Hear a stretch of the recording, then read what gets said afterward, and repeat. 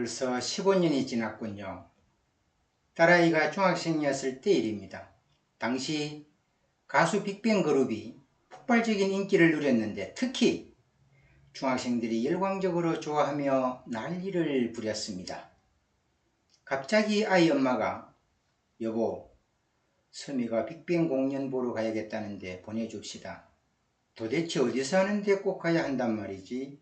했더니 장소는 서울이라네요. 그걸 지가 왜 꼭 가야 하는지 물으니까 벌써 모녀 사이에 그동안 몇 차례 실랑이가 있었는데 사생결단으로 갔다 와야 한다는 얘기였습니다. 순간 도대체 그 사이에 아이한테 무슨 일이 있었던 거지? 아이가 갑자기 왜 저래 돼버렸지? 온갖 생각이 나면서 겁이 들컹 났습니다. 고민하다가 주위에 아이와 비슷한 또래의 딸을 둔 동료에게 물어보니 요즘 중학생들이 병적으로 빅뱅을 좋아한다네요. 안 보내주면 무슨 짓을 할지도 모를 정도로 광적이라네요. 자식 이기는 부모 없다잖아요. 하는 수 없이 마음을 추스르고 주말 새벽 3시 대절버스가 출발하는 대구역까지 아이를 데려다주고 온 적이 있습니다. 그 뒤로 더욱 가관인 것은 아이의 방 구석구석에 빅뱅 사진으로 도배를 하는 것이었습니다.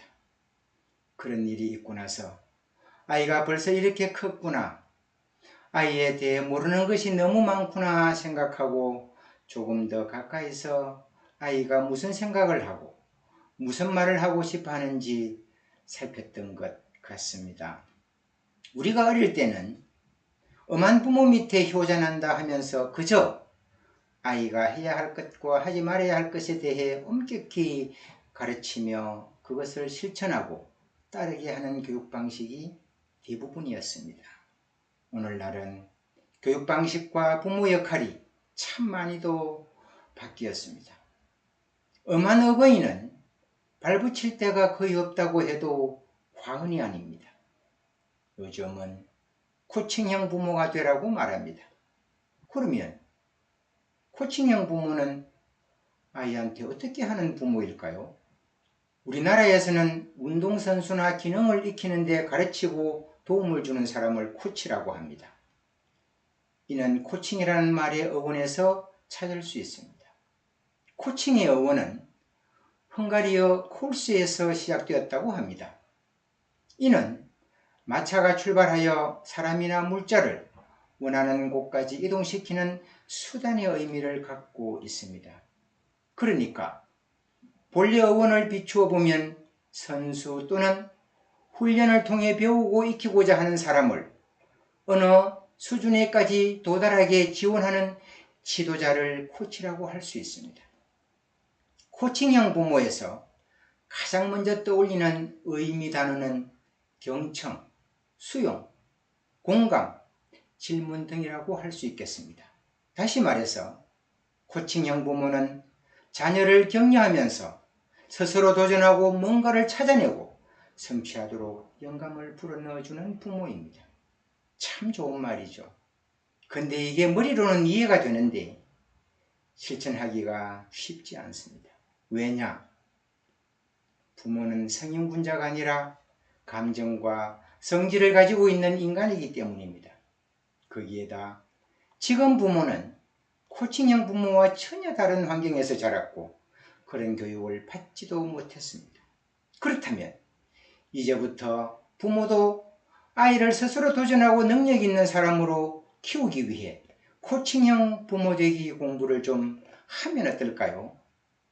한국 코칭협회에서는 코칭을 개인과 조직의 잠재력을 극대화하여 최상의 가치를 실현할 수 있도록 돕는 수평적 파트너십이라고 정의합니다.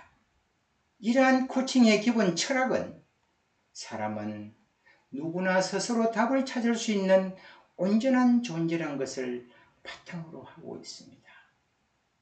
그렇습니다. 아이들도 잘할 수 있다는 믿음으로 적극 지지해주면 스스로 잘해낼 수 있는 잠재력을 가지고 있습니다. 체계적인 코칭 방법으로 소기의 목적을 달성하기 위해 사용하는 그로우 모형이라는 게 있습니다.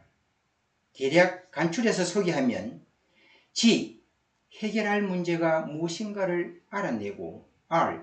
무엇이 현실의 가장 큰 장애물인가를 찾고 O. 해결할 수 있는 옵션을 모색하고 W. 가장 먼저 해야 할 일을 찾아 의지를 가지고 실천하는 것입니다. 그렇겠지요. 코칭형 부모라면 내 아이한테 어떠한 문제가 생기더라도 차분히 들여다보고 현실을 가로막는 장애물이 무엇인지 살피고 신중히 해결 방법을 찾아서 실천에 옮기는 노력을 할 줄 알아야 합니다. 아이에게 고민이 있거나 행동 변화가 생기면 부모의 생각을 먼저 투입하려 하지 말고 아이 내면의 소리에 귀 기울여서 적극 공감하는 노력이 필요합니다.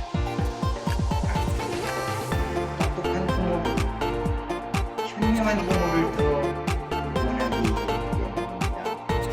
다음 주에 뵙겠습니다.